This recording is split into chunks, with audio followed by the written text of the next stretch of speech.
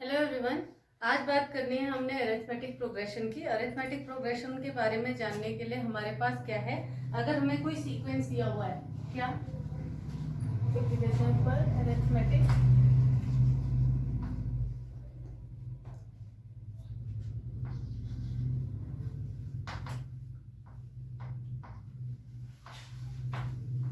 Progression, ठीक है क्या? अब हम किसी सीक्वेंस की बात कर रहे हैं, A1, A2, A3 up to Son AN। ठीक हो गया। अगर इसी को सम कर देंगे ना आप, A1 plus A2 plus A3 plus up to so on आप कर देते हैं तो आपकी वो सीरीज कहलाएगी। और अगर आप केवल A1 A2 A3 कॉमास के थ्रू सेपरेट करके लिख रहे हैं तो ये हमारी सीक्वेंस है। अगर मैं किसी सीक्वेंस की बात कर रही हूँ, इस सीक्वेंस को मैं अरिथमेटिक सीक्वेंस या अरिथमेटिक प्रोग्रेशन कब कहूंगी? जब ये किस तरीके से रिलेटेड हो, an+1 is equal to an+d। अच्छा, हमें पता होता है कि अरिथमेटिक प्रोग्रेशन में हमारे पास किन्हीं दो टर्म्स का कॉमन डिफरेंस जो होता है d मींस कॉमन डिफरेंस जो होता है वो सेम होता है। तो जब मैं पहला एलिमेंट मुझे अगर पता है तो उसमें मैं कॉमन डिफरेंस ऐड करके दूसरा एलिमेंट तो मिलेगा मुझे, तो मैं A2 को क्या लिखूंगी, A1+d। ऐसे ही A3 को क्या लिखूंगी, A2+d। तो यही इसको इसने जनरलाइज कर दिया। जनरलाइज करने के बाद इसने क्या लिखा है कि कोई भी अगला टर्म मींस an+1 मतलब क्या है, an से एक बड़ा टर्म की बात हो रही है ना, an से an जो टर्म है हमारा उससे एक बड़ा टर्म ही तो an+1 है। an+1 कब मिलेगा? जब मैं an में d ऐड करूंगी। आगे बात समझ में। A2 कब मिलेगा? जब मैं A1 में d ऐड करूंगी। A5 कब मिलेगा? जब मैं A4 में d ऐड करूंगी। ठीक हो गया। तो ये हमारे पास एक जनरल फॉर्मूला टाइप का मिल जाता है किसी सीक्वेंस को रिप्रेजेंट करने का, जिसमें an+1 को कैसे डिफाइन किया जाएगा, बाय an+d।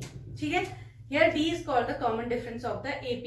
ठीक है, अब हम एक AP की बात करते हैं। अगर हम AP की बात करें तो AP का सीक्वेंस कैसे लिखा जाएगा? फिर अगर मैं first term of the series क्या सपोज कर लूं, A, अगर मैंने first term of the series का पहला टर्म A सपोज किया और कॉमन डिफरेंस में D मान रही हूं, तो A पहला टर्म हुआ। अगला टर्म मुझे कैसे मिलेगा, A2 कैसे मिलेगा? A में D ऐड करके, तो मैंने लिख दिया A+D। ठीक हो गया। इस वाले टर्म में फिर से D ऐड करेंगे तो थर्ड टर्म मिल जाएगा A+D+D, मतलब कितना हो गया, A+2D। ऐसे ही इसमें एक और D ऐड करेंगे तो तीसरा टर्म मिल गया A+3D। और ऐसे ही अगर हम an के पास जाते हैं, किसके पास, an के पास जाते हैं। आप देखिए, जब आप फर्स्ट टर्म में थे तो आप इस फर्स्ट टर्म को हमने a बोला ना, तो a मतलब A+0d तो था। जब हम सेकेंड टर्म की बात कर रहे थे तो वो A+d था, मतलब d का जो कोफिशिएंट है, अगर ये सेकेंड टर्म है, देखिए A2 है, ये A1 है, तो A1 से एक छोटा है मीन्स 0 है। जब 2 था तो एक छोटा है कोफिशिएंट, इसका मीन्स 1 है। A3 होगा तो एक छोटा है कोफिशिएंट मीन्स 2 है। ऐसे ही A4th टर्म की बात हो रही है तो D का कोफिशिएंट एक छोटा मीन्स 3 है। तो जब मैं an की बात करूंगी तो क्या होगा, A+n से एक छोटा means n-1, n-1 into D up to so on, ये चलती जा रही है। तो ये एक टर्म हमने पकड़ लेना होता है, एक फॉर्मूला हमने पकड़ लेना होता है, एक जनरल सी बात हमने पकड़ लेनी होती है, जिससे कि हमारा क्या होता है, पूरी की पूरी सीरीज, पूरी की पूरी सीक्वेंस आगे बढ़ती है। इसको हम कहेंगे an is equal to A+n-1 into D. आपको बात आई समझ में? हम जैसे जैसे आगे बढ़ते जा रहे थे हमारा डी का कोफिशिएंट जो था प्रीवियस वाले अपने टर्म से एक कम था। ठीक है, तो an के पास हम गए तो A+n-1 इंटू डी हो गया। इसका कोफिशिएंट n से एक कम मीन्स n-1। अगर दो कम की बात होती तो n-2, तीन कम की बात होती तो n-3। इस तरीके से हम बात करते। ठीक है, ये भी हो गई बात। अब कह रहा है then the nth term of the AP is an is equals to A+n-1 into D. We can verify the following simple properties of the AP. पहली क्या, if a constant is added to each term of an AP, the resulting sequence is also an AP. अगर मैं AP में, ये छोटी छोटी चीजें जो होती है ना बहुत इंपॉर्टेंट होती हैं, इसलिए इनको पढ़ना जरूरी होता है। ये क्या कह रहा है, if a constant is added to each term of an AP, अगर मैं हर एक टर्म में कोई एक कांस्टेंट ऐड कर दूं तब भी जो हमारी AP है वो AP ही रहेगी। मींस अगर मैं हर एक में एक ही कांस्टेंट ऐड कर रही हूँ, इसलिए जो रिजल्टेंट रहेगा वो भी एपी रहेगा। अगर मैं इसमें के ऐड कर देती हूँ तो ये क्या बनेगी, ए प्लस के, ए प्लस डी प्लस के, ए प्लस 2d प्लस के, सॉरी ए प्लस 3d प्लस के अप टू सो ऑन ऐसे। अब हमारे हर एक टर्म में एक कांस्टेंट ऐड किया हुआ है हमने के। पहले हमारी सीरीज जो थी, जो सीक्वेंस थी, वो हमारी एपी में थी। जब मैंने उसमें कांस्टेंट टर्म ऐड किया कोई भी, तब भी वो एपी में ही रही। अगली बात क्या कह रहा है, if a constant is subtracted from each term of an AP the resulting sequence is also in AP. अगर हम एक कांस्टेंट टर्म को सब्ट्रैक्ट कर देते हैं हर एक टर्म में से, तब भी हमारा रिजल्टेंट जो होता है वो एपी में ही रहेगा। If each term of an AP is multiplied by a constant, then the resulting sequence is also in AP. अगर मैं मल्टीप्लाई कर दूं हर एक टर्म को, फिर भी जो हमारा रिजल्टेंट है वो AP रहेगा, ऐसे डिवीजन के केस में भी। If each term of an AP is divided by a non-zero constant, then the resulting sequence is also in AP. तो हमारा, आपको ये बात समझ में आ रही होगी कि एपी में कोई फर्क नहीं पड़ता। अगर कोई भी हमारी एपी दी हुई है और उसमें हम कोई भी कांस्टेंट टर्म ऐड कर दें, सब्ट्रैक्ट कर दें, मल्टीप्लाई कर दें या डिवाइड कर दें, उससे हमारी एपी एपी ही रहेगी, वो एपी चेंज नहीं हो जाएगी। ठीक हो गया। अच्छा, अब हम बात कर रहे हैं इसके सम की। ठीक हो गया। अगर हम सम की बात करें तो सम कैसे लिया जाएगा, हमारा सम का फॉर्मूला है, सब आप पिछली बार ही पढ़ चुके हैं अपने 10th क्लास में, केवल एक बार इसको रिवीजन मारना है। हमारा एन का फॉर्मूला आ गया, जनरल टर्म जो आ गया हमारा, nth टर्म की अगर बात हो रही है तो वो ये है, और एस एन की बात होगी तो S N is equals to होता है n upon 2 into 2a plus n minus 1 into D, n upon 2 into 2a plus n minus 1 into D. या हम इसे क्या लिखते हैं, S N is equals to n by 2 into a plus L लिखते हैं, या हम क्या लिख सकते हैं, n by 2 into A plus L को हम क्या कहते हैं, last term of the series. Means हम अगर उसे ए एन से भी रिप्रेजेंट कर दे तो भी वही बात है। ठीक हो गया। तो हमारा S N is equals to N by 2 into A plus L, N by 2 into A plus A N, या S N is equals to N by 2 into 2a plus N minus 1 into D. ये सब पिछली बार ही आप पढ़ चुके हैं, इसलिए हम इस पर ज्यादा चर्चा नहीं कर रहे हैं। आगे बात करते हैं इसके कुछ क्वेश्चंस की।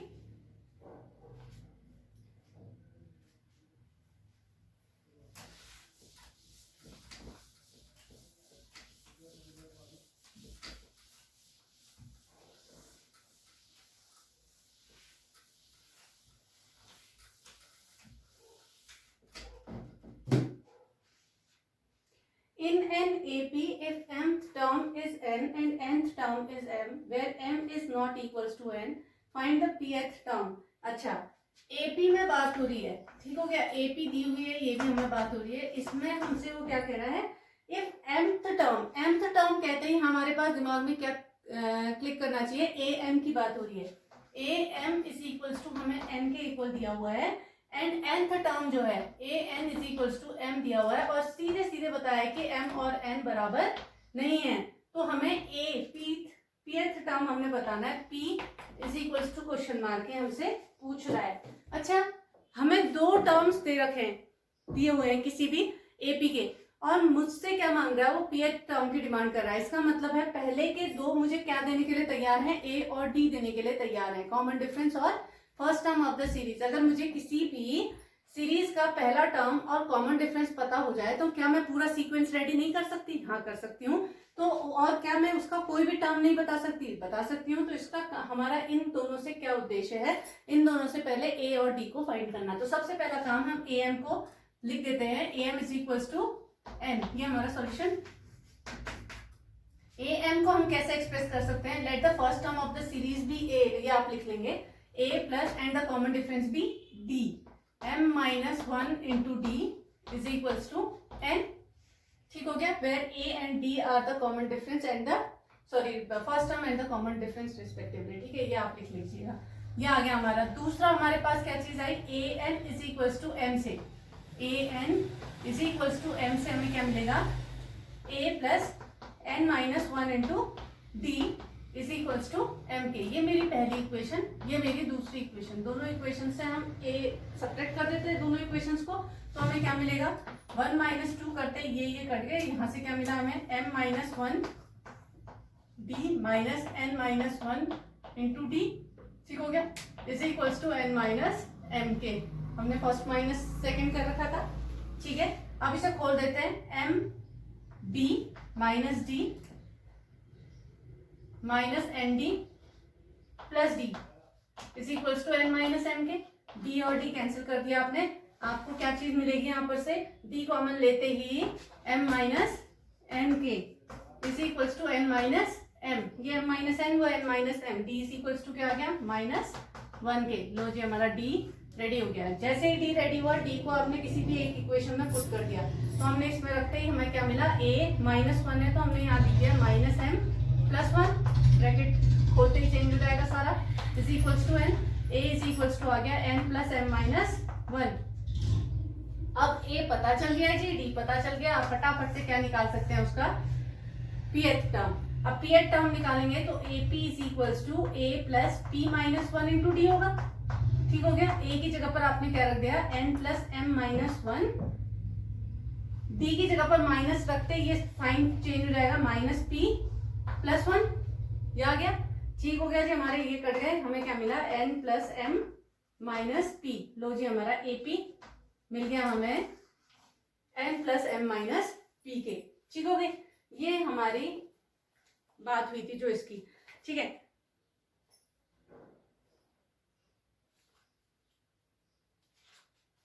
n+m-p। इतना अगला क्वेश्चन है,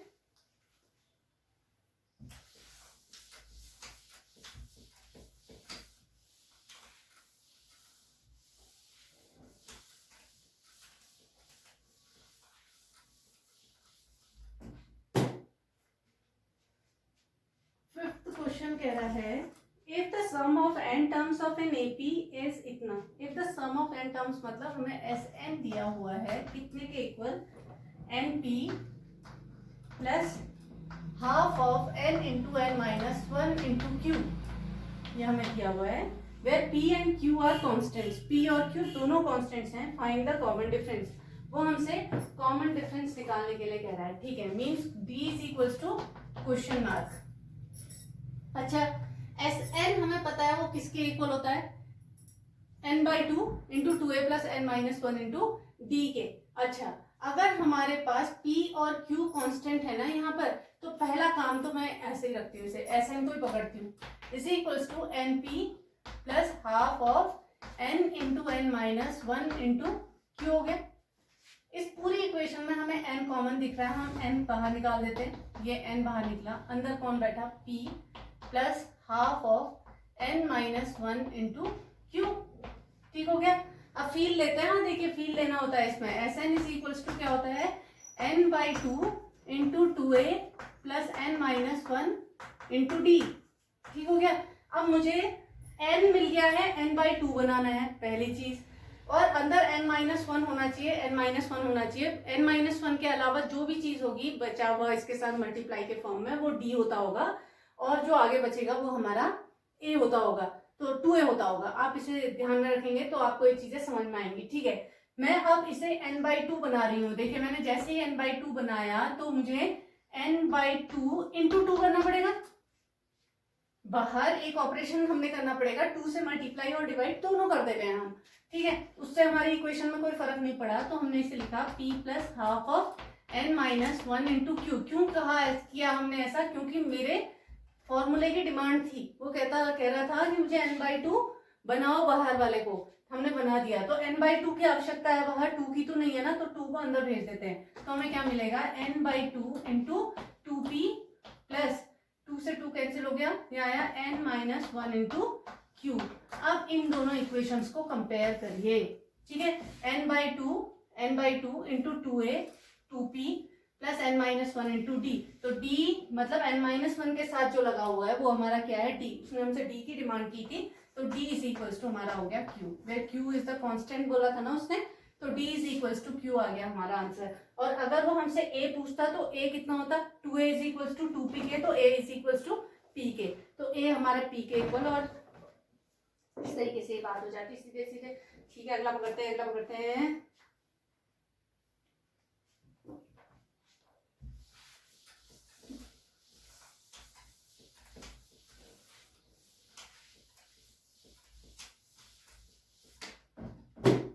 छठा क्वेश्चन कह रहा है the sum of n terms of two arithmetic progressions are in the ratio 3n plus 8 and 7n plus 15. Find the ratio of their 12 terms. The sum of n terms of two APs. ठीक है, दो AP हैं जी हमारे पास और दोनों AP का first term तो हमारा डिफरेंट होता होगा, लेकिन nth टर्म की बात हो रही है दोनों की. ठीक है, अब आप समझिए हमारे पास रेशियो क्या दिया हुआ है, ये देख लेते हैं. The sum of n terms of two arithmetic progression are in the ratio, ऐसा लिख देते हैं SN upon S dash n लिख देते हैं. ठीक है, क्योंकि दो एपी हैं, अलग अलग एपी हैं, फर्स्ट टर्म अलग होता होगा, कॉमन डिफरेंस अलग होता होगा, लेकिन पहले के भी nth टर्म की बात हो रही है, दूसरे के भी nth टर्म की बात हो रही है. ठीक है, find the ratio of there 12th term. 12th term हमने निकालना है, means find the ratio of there 12th term, मतलब A12 अपॉन A डैश 12 की बात हो रही है. ये हमसे वो क्वेश्चन मार्क कह रहा है इसको. ठीक है, ये हमें दिया है कितने के equal 3n plus 8 upon 7n plus 15. ठीक हो गया, ये हमें दिया हुआ है. अच्छा, n टर्म्स की बात हो रही है हमारी Sn की, तो हम इसको सॉल्व करेंगे. इसका फॉर्मूला हमें आता है, किसके इक्वल होगा, n/2 इंटू इसका Sn पहली वाली सीरीज का, फर्स्ट सीरीज का जो है, पहली सीरीज का लिख देती हूँ हम, पहली सीरीज का फर्स्ट टर्म जो है वो A है और कॉमन डिफरेंस जो है वो D है. सेकेंड वाली सीरीज का फर्स्ट टर्म जो है वो कैपिटल A ले लीजिए और कॉमन डिफरेंस ले लीजिए D. आगे बात समझना है, ये हमारा फर्स्ट टर्म, ठीक हो गया, और ये हमारा कॉमन डिफरेंस. पहली सीरीज का और दूसरी सीरीज की बात हो रही है, आप समझ जाएंगे ना. ठीक है, तो हम n/2 इंटू क्या करेंगे यहाँ पर 2, पहले वाले का first term A, 2A plus n minus 1 into common difference है हमारी D. ठीक है, ऐसे ही दूसरे वाले का n/2 इंटू 2 कैपिटल A है ना इसका, plus n minus 1 into capital D is equal to हमें दिया है 3n plus 8 over 7n plus 15. ठीक हो गया.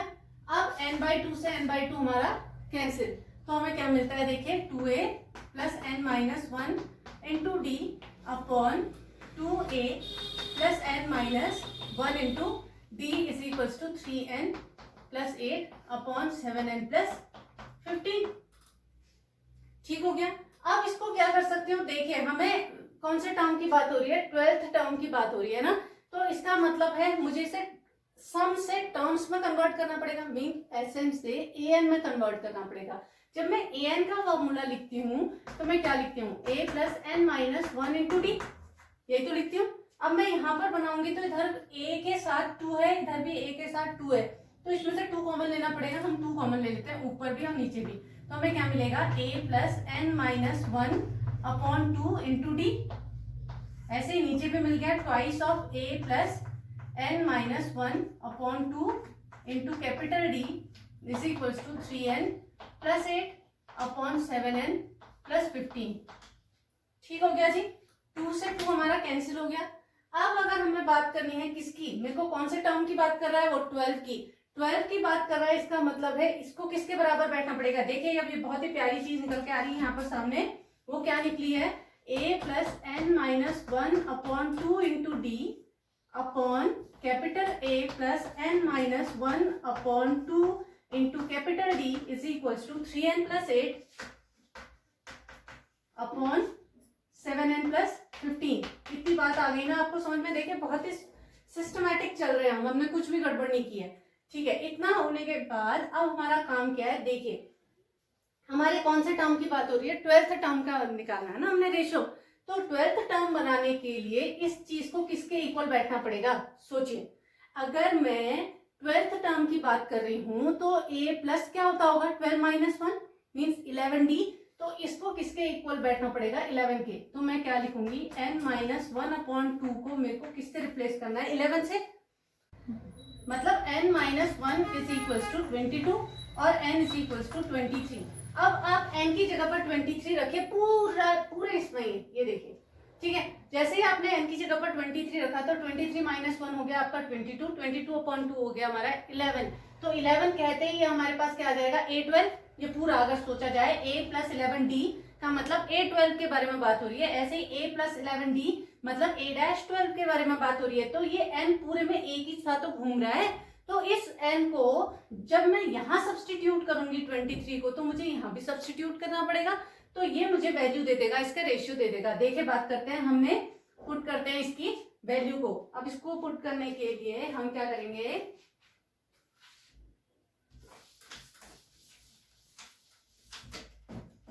हमने लिखा इस वाले में रख रहे हैं हम A+23 - 1/2 into D is equals to A+23 - 1/2 into capital D is equals to 3 into, जैसे ही 23 यहाँ रखा है n की जगह पर, यहाँ भी प्लेस करना पड़ेगा, +8 अपॉन नीचे भी आ जाएगा 7 इंटू 23 + 15। ठीक हो गया। अब इसे सॉल्व करेंगे तो आ गया A+11D अपॉन A+12D। ठीक हो गया।